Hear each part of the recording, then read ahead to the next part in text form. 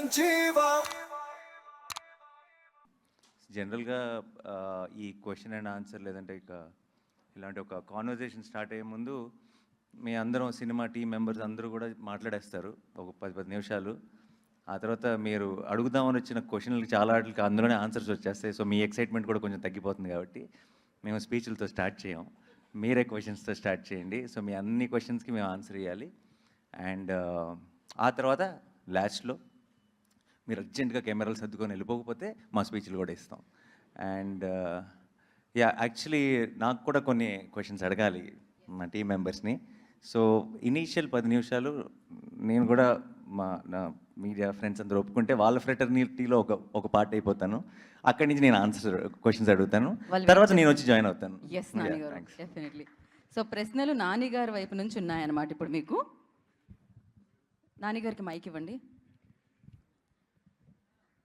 So first మనం నాని గారి questions అడుగుదాం, టీమ్ని ఎలాంటి ప్రశ్నలు అడుగుతారు అనేది. రెడీయా మీరు నాని గారి క్వశ్చన్స్కి? దర్శకరు రెడీయా మీరు? నేను మన మన మన వాళ్ళ స్టైల్లో అడగలేను, అంత కాంట్రవర్షియల్ కాదు. నేను స్ట్రైట్గానే అడుగుతాను. ఎలాగబ్బా హెడ్డింగ్ పడదాం మీ దగ్గర నుంచి అనేది అడగను, కంగారు పడకండి. 1 సెకండ్ ఆగండి. ఏదైనా క్వశ్చన్స్ పంపించారు ఉన్నాయి ఒక 2-3. అవి ఒకసారి ఇప్పుడు పనికొస్తాయో లేదో అన్నది ఒకసారి చూసి డిసైడ్ అవుతా.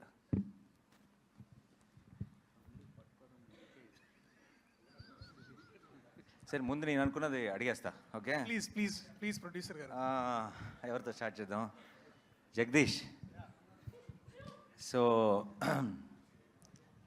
నీ ప్రొడ్యూసర్ని అడిగాను. ఓకే, అదే నన్ను నేను అడుక్కున్నాను. బేసిక్లీ నీ ప్రొడ్యూసర్ చాలా చాలా మంచి డైరెక్టర్ దొరికాడని ఫీల్ అవుతున్నాడు. నువ్వు మంచి ప్రొడ్యూసర్ దొరికాడని ఫీల్ అవుతున్నావా? 100% సార్, 200%. అంత షార్ట్ ఆన్సర్ ఇస్తే ఒప్పుకోరు ఇక్కడ. కొంచెం ఎక్స్ప్లెయిన్ చేయాలి, కొంచెం పొగడాలి. ఈ సినిమాకి సరైన ప్రొడ్యూసర్ దొరికాడని నువ్వు అనుకుంటున్నావా? Other than wall poster cinema ఇంకో ప్రొడక్షన్ హౌస్లో ఈ సినిమాని చేస్తే ఇంత హ్యాపీగా కానీ లేదా ఇంత క్వాలిటీ అవుట్పుట్ కానీ వస్తుంది, డెఫినెట్లీ వస్తుంది. కానీ ఒక ఎక్స్పోజర్ అంటే కోర్ట్ లాంటి ఒక చిన్న సినిమాని ఒక లార్జర్ ఆడియన్స్కి తీసుకెళ్లాలనే తపనున్న ప్రొడ్యూసర్ అయితే నాకు దొరకడేమో. This was the happiest thing for me. Thank you. And నువ్వు డీల్ చేస్తున్న ఒక పాయింట్ చాలా సెన్సిటివ్ పాయింట్ ఈ సినిమాలో. అది డెఫినెట్గా ఎలాగో ప్రేమలో అన్న సాంగ్ ఇంత బాగా వెళ్తుంది, అందరూ ఎంజాయ్ చేస్తున్నారు. కొన్ని రోజులు ఆపుదాం, ఆ టాపిక్లోకి వెళ్ళొద్దు అని అనుకున్నాం. బట్ ఎనీవే ఈరోజు ప్రెస్ మీట్ కాబట్టి let's discuss that also little bit. So POCSO అన్న దాని మీద ఈ సినిమా మెయిన్ ఐడియా బేస్ అయింది. చాలా పెద్ద ప్రాబ్లం ఏంటంటే ఇప్పుడు జనరల్లీ సొసైటీలో కూడా ఎవరికైతే యంగ్స్టర్స్ కానీ ఎవరికైతే మనం ఏదో ఒక ప్రాబ్లం వచ్చిన తర్వాత లా తెలుస్తుంది కానీ లా ముందు తెలియట్లేదు. లా తెలిస్తే ప్రాబ్లం రాదు, తప్పులు చేయరు. చాలామందికి మన లాలో ఉన్న చాలా చిన్న చిన్న విషయాలు ఇలాంటి ఒక సినిమా చూసినప్పుడు లేదంటే చాలా డీటెయిల్డ్గా హోంవర్క్ చేసి చిన్న చిన్న న్యూయాన్సెస్తో ప్రజెంట్ చేసిన సినిమా చూసినప్పుడు తెలుస్తుంది. తప్పితే ఇన్ జనరల్గా మన జనరల్ ఎడ్యుకేషన్ సిస్టంలో మన డే టు డే లైఫ్లో మనం ఫేస్ చేయగలిగేవి చాలా మనకే తెలియకుండా అది లా దృష్టిలో అది తప్పు. చాలామంది పిల్లలకి అది తప్పు అని కూడా తెలియదు పరిస్థితులు ఉన్నాయి బయట. సో లా అన్నదాన్ని జనరల్ ఎడ్యుకేషన్ సిస్టంలోకి ఇంట్రడ్యూస్ చేయాల్సిన అవసరం ఎంత ఉందని నువ్వు నమ్ముతున్నావు? ఖచ్చితంగా ఉంది సార్, 100%. అంటే బేసిక్ లీగల్ నాలెడ్జ్ అనేది కొంత మన సిలబస్లో కరికులమ్స్లో యాడ్ చేస్తే కొంతలో కొంతైనా తెలుస్తుంది. తెలియాల్సిన అవసరం అయితే ఉంది అనే ఫీలింగ్ సార్.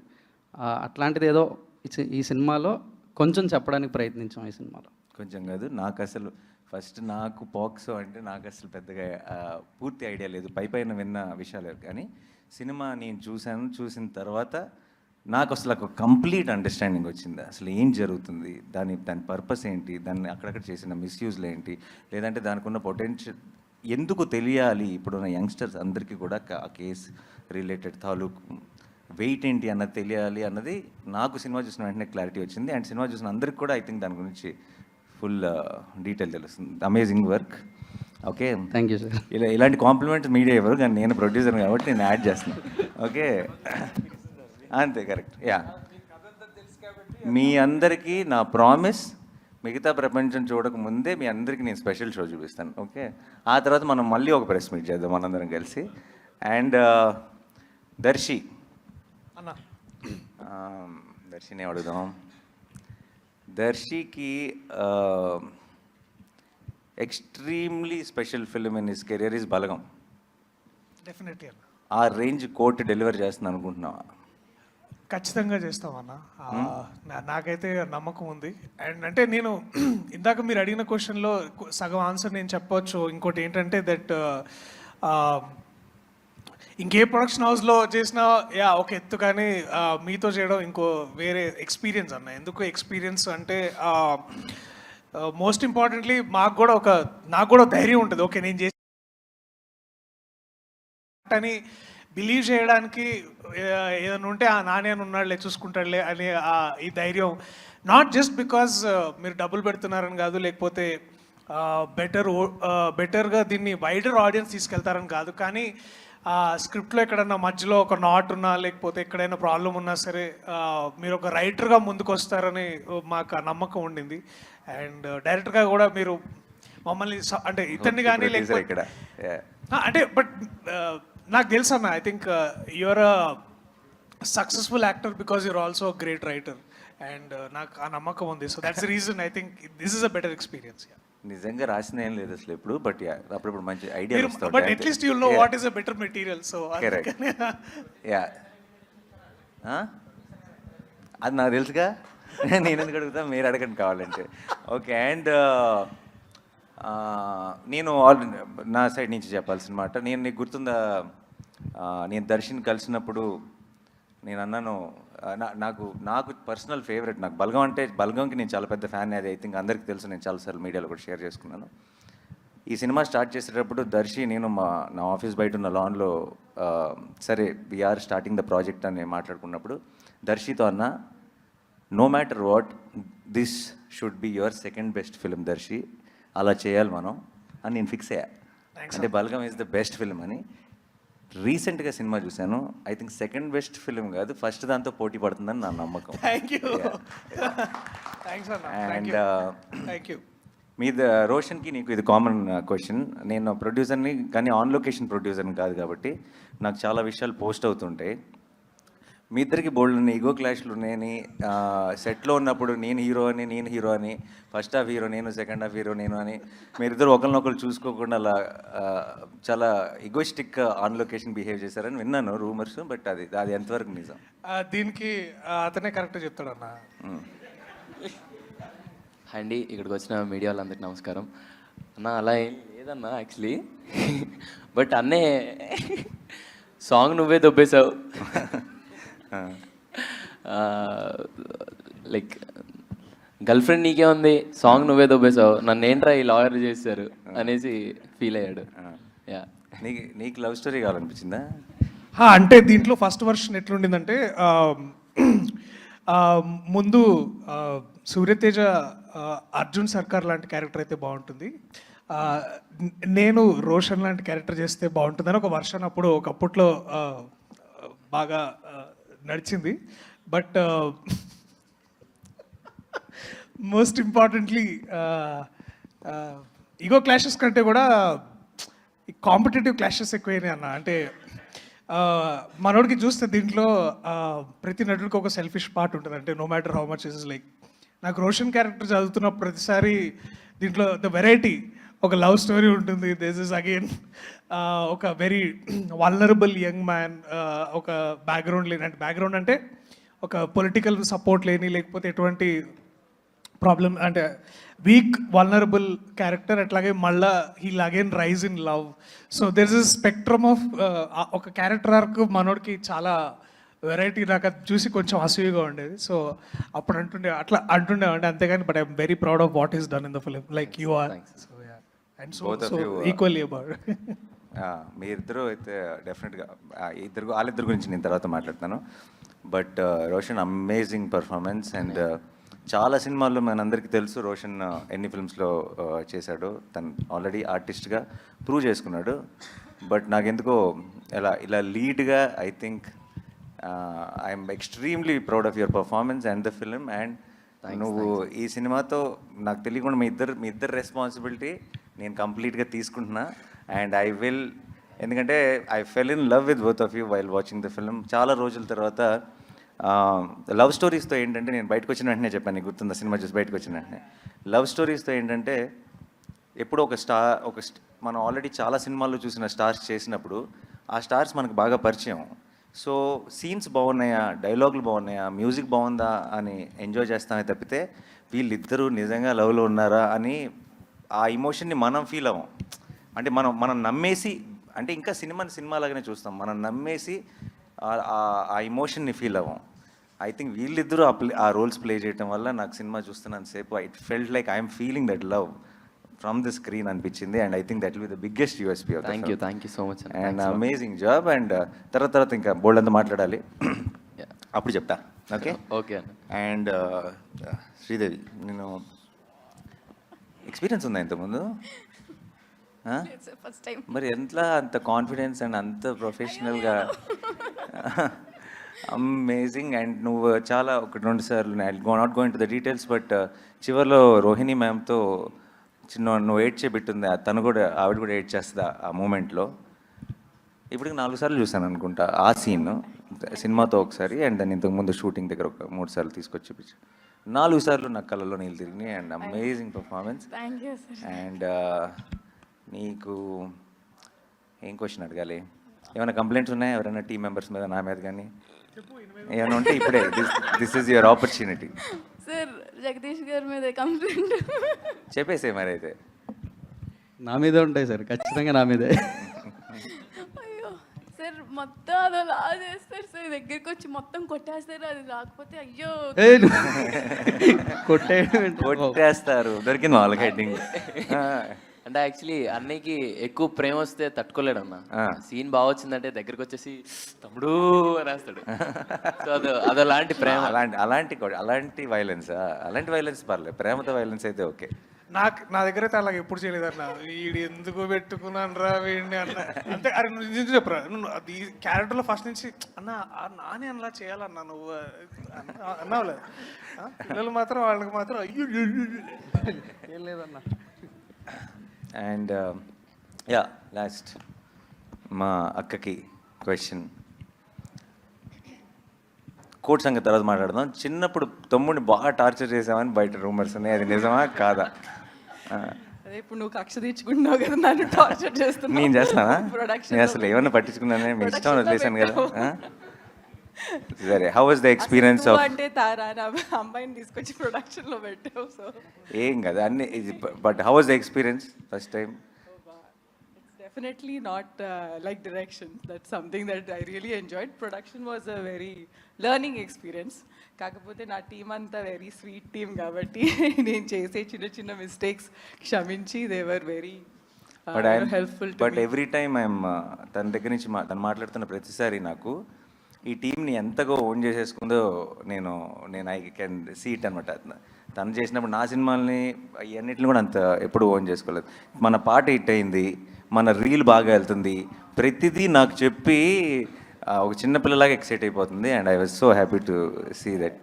సో అంతే నా సైడ్ నుంచి క్వశ్చన్స్. ఇంకా వాళ్ళకి అప్పచెప్పేద్దామా? ఇప్పుడు దాకా జరిగింది వార్మప్ మాత్రమే, అసలైన అటాక్ ఇప్పుడు జరగబోతుంది. నేను పైకి వచ్చి సరే నానిగారు మీ దగ్గర నుంచి స్టార్ట్ చేద్దాం. నానిగారు మీ దగ్గర నుంచి స్టార్ట్ నానిగారు ఇటు వచ్చేసేయండి. అక్కడికి వెళ్ళినా ఇక్కడ ఉన్నా, ఇటు వచ్చేసేయండి నానిగారు. ఇంకో చైర్.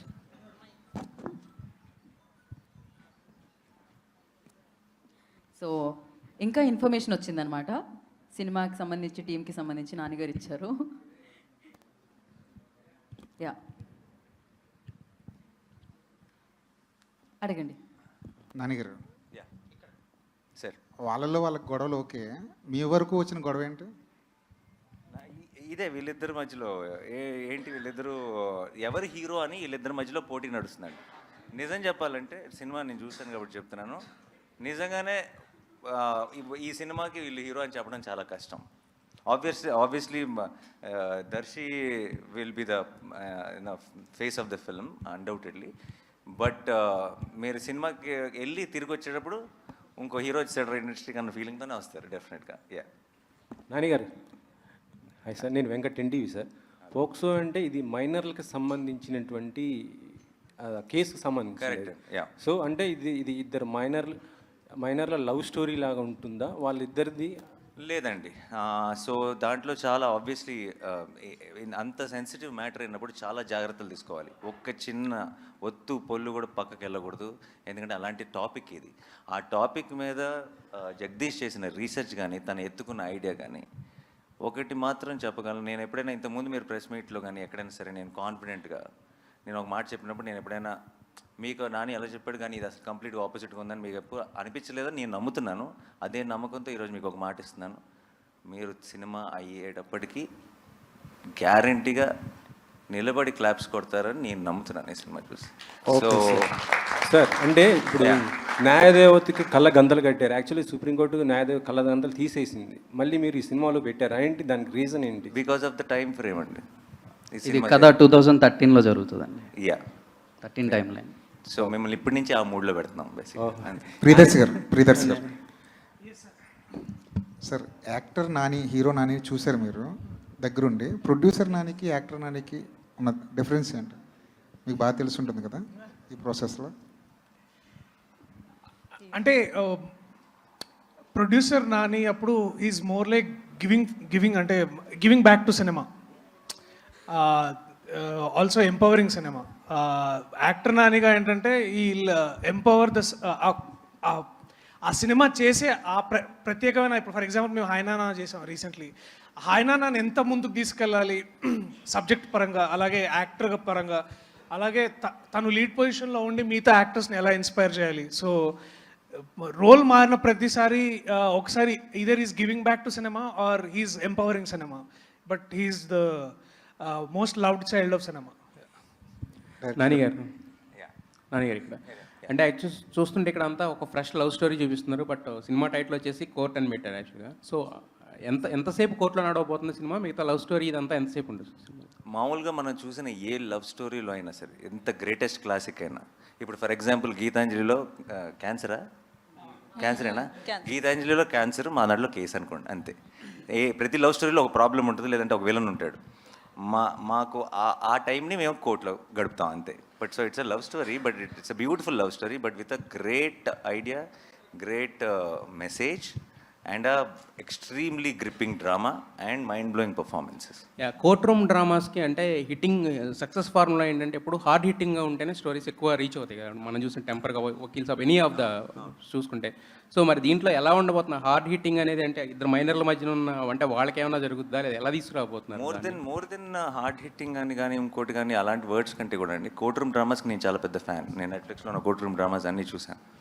కోర్ట్ రూమ్ డ్రామాస్ మనకి ఎప్పుడు నచ్చుతాయి అంటే కేసులో ఉన్న డెప్త్ మనకు అర్థమైనప్పుడు, మనకు అర్థమయ్యి ఆ ప్రొసీడింగ్స్ చాలా గ్రిప్పింగ్గా రాసుకున్నప్పుడు మనం కూడా ఇన్వాల్వ్ అవుతాం. మన ఒపీనియన్ కూడా ప్లే అవటం మొదలెడుతుంది. ఇది తప్పు, ఇది కరెక్ట్ అని మనం కూడా మన ఒపీనియన్తో చూడటం మొదలెడతాం. అది ఎప్పుడు చూడటం మొదలెడతాం అంటే కేసు తాలూకు డీటెయిల్స్ అన్నీ మనకు ఫుల్గా తెలిసినప్పుడు.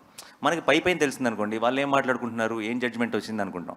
కానీ మనకి లోతుగా తెలిసినప్పుడు దాని మీద మనకు ఒక ఒపీనియన్ ఏర్పడుతుంది. ఆ ఒపీనియన్తో మనం క్యారెక్టర్స్ కోసం రూట్ చేయడం మొదలెడతాం. వాళ్ళు గెలవాలని కోరుకుంటాం, లేదంటే వాళ్ళు ఈ జడ్జ్మెంట్ రావాలని కోరుకుంటాం. అండ్ అది మనం అనుకున్నట్టు జరగకుండా మనకి సర్ప్రైజ్ అయ్యే విధంగా రిజల్ట్ వచ్చినప్పుడు ఒక రకమైన ఓవర్వెల్మింగ్ ఫీలింగ్ వస్తుంది. I think those are the most successful courtroom dramas. And అలాంటి ఒక సెటప్లోకి ఫిట్ అయింది కరెక్ట్గా. అయితే వాల్ పోస్టర్ సినిమాలో ఇప్పుడు చూస్తే ఇక్కడ కోర్ట్ అన్నారు, హిట్ 3లో మీరు ఆల్రెడీ పోలీస్గా కూడా చేస్తున్నారు. అంటే మొత్తం పోలీసు ఈ వీటి మీద వెళ్తున్నారు. అంటే మీకు పర్సనల్ ఇంట్రెస్టా లేదంటే స్టోరీస్ అలా దొరుకుతాయి? మీరు అసలు కోర్టుని దాన్ని ఎలా కలిపారో నాకు తెలియదు, కానీ అలా అనుకుంటే వేరే సినిమాల్లో కూడా ఎక్కడో వచ్చాడో రోడ్డు మీద దాటుతున్నప్పుడు పోలీస్ జీప్ కనపడుతుంది. అలా అని చెప్పి రెండు సంబంధం లేనివి. అండ్ యాక్చువల్లీ నేను ఈ ప్రెస్ మీట్ ముందే స్టార్ట్ చేసేటప్పుడే మేము అందరినీ ఒక హంబుల్ రిక్వెస్ట్ చేద్దాం అనుకున్నా, హిట్ 3 ప్యారడైజ్ని ఈ మీటింగ్లో వదిలేద్దాం, ఎందుకంటే ఇది కంప్లీట్గా కోర్టు మీద మాత్రమే కాన్సన్ట్రేట్ చేద్దాం. నానిగారు ఈ సినిమా ద్వారా 2 మంచి విషయాలు ఆడియన్స్ చూడబోతున్నారని మీ మాటల్లో అర్థమైంది.